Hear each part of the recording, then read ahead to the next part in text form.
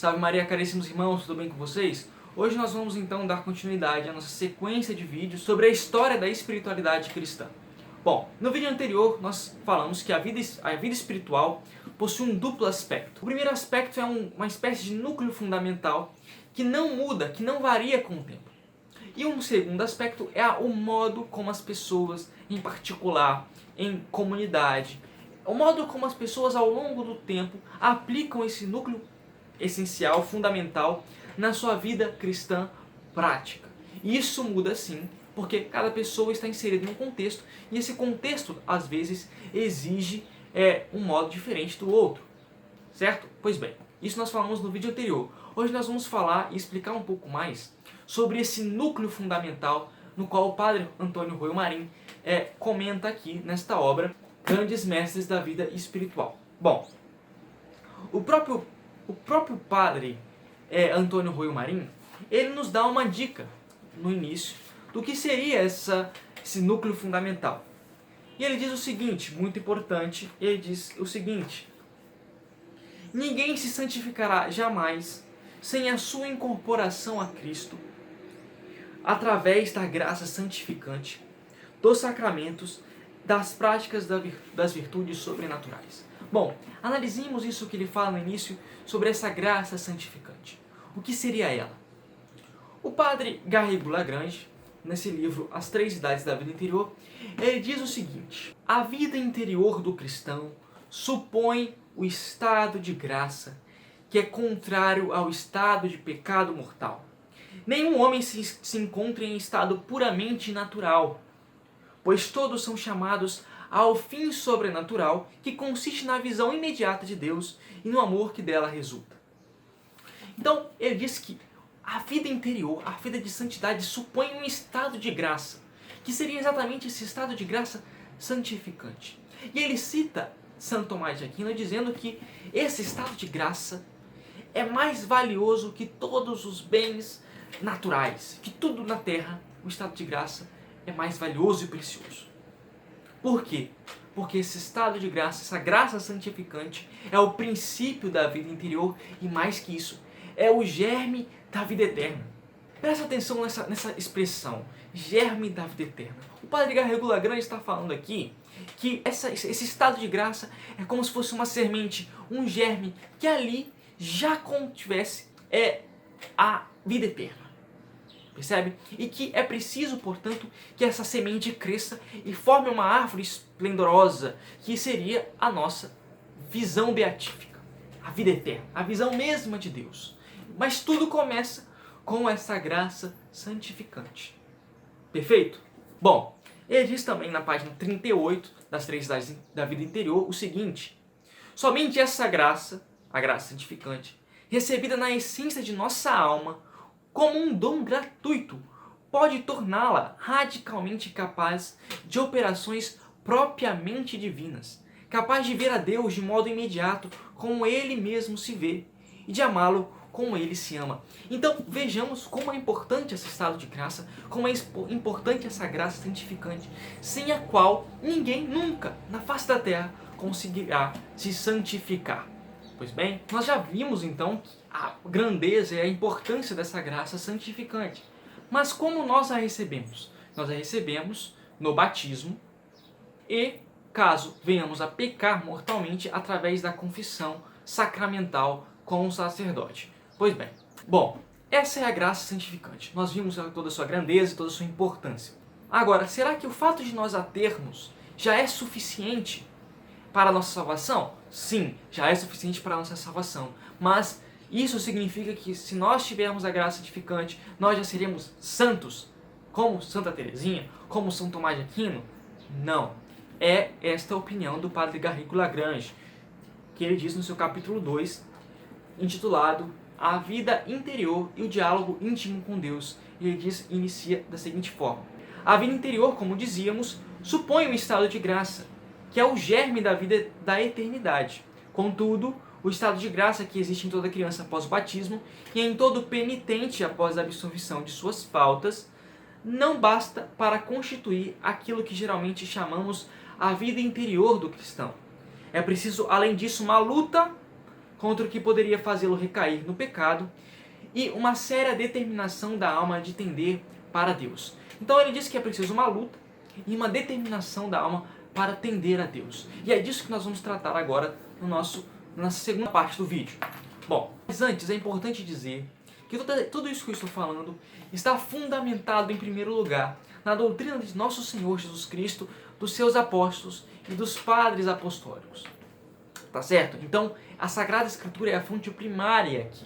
Mas é claro que nosso Senhor não sistematizou o seu ensinamento, nem tampouco se preocuparam com isso os apóstolos.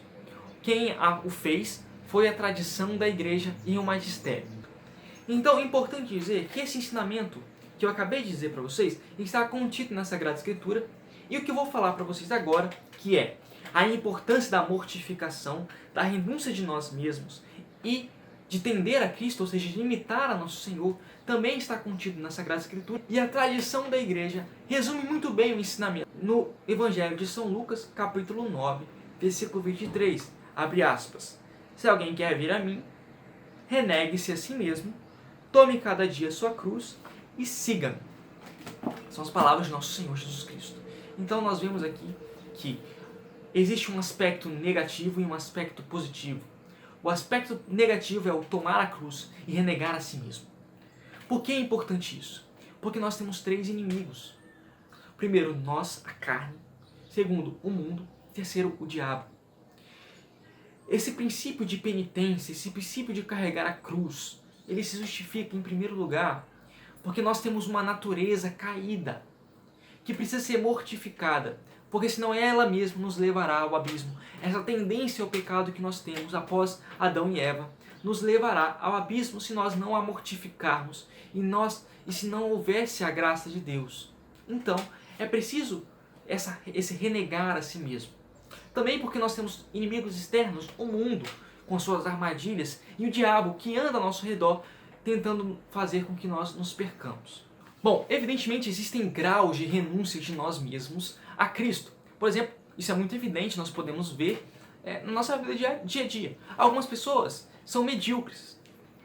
Nós, às vezes, somos medíocres. Nós só queremos a graça santificante, não queremos nos esforçar muito. E outras pessoas são mais generosas, se renegam, se mortificam de forma mais profunda e mais fiel ao nosso Senhor. Então, o primeiro grau seria largar as coisas imorais, os pecados. Isso é o básico, é o princípio, certo? Agora, é óbvio que quanto mais nos desprendemos de nós mesmos, mais perfeitamente podemos amar nosso Senhor.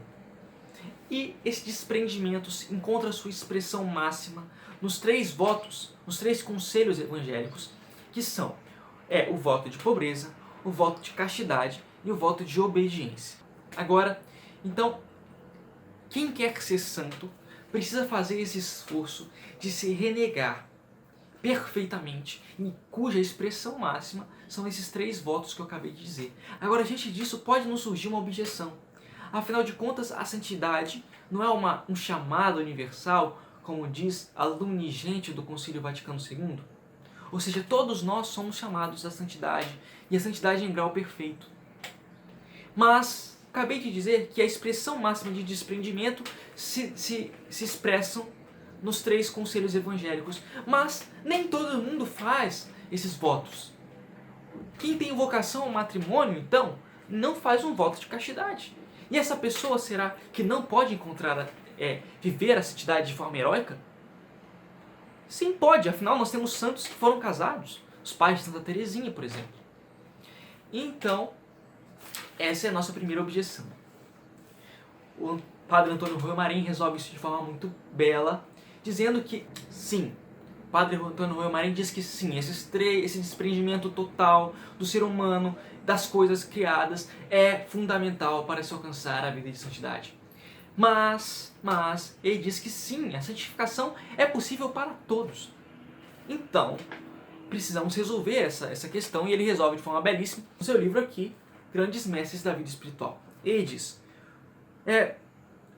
tudo pode ser esclarecido com uma simples distinção entre a prática efetiva destes conselhos evangélicos, reservada certamente a uns poucos, e a prática afetiva dos mesmos conselhos evangélicos, o que pode e deve ser patrimônio de todos os fiéis, sem exceção.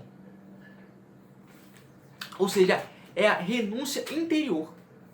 Se nós não podemos renunciar de fato a todas essas coisas, temos que renunciar pelo menos interiormente. Isso já nos vale. Mas não é uma renúncia faz de conta, não é uma faz de conta, é uma coisa efetiva. É como diz São Paulo Apóstolo, é viver das coisas como se não vivêssemos. Tá certo? Bom, essa foi a parte negativa da via de santificação, nosso núcleo fundamental. A parte positiva é o seguimento, é a imitação a nosso Senhor Jesus Cristo. Na verdade, toda essa renúncia não é um fim em si mesmo. Na verdade, ela é um meio para esse segundo ponto, que é a nossa união a Cristo, através da sua imitação. Renunciamos tudo porque queremos conquistar, porque queremos imitar a nosso Senhor Jesus Cristo. Queremos algo maior, algo melhor. Bom, e como nós imitamos nosso Senhor e nosso Salvador? Claro, vivendo as virtudes, praticando as virtudes, nos desprendendo cada vez mais das coisas e o amando, certo? Amando-o sempre mais e mais. Só para finalizar o nosso vídeo, São Paulo nos dá duas armas para conseguir alcançar esse fim, que é a vigilância constante e a oração constante. Então é através da graça atual conquistada na oração que nós vamos crescer em graça e alcançar a união plena com Cristo. Espero que tenham gostado desse vídeo.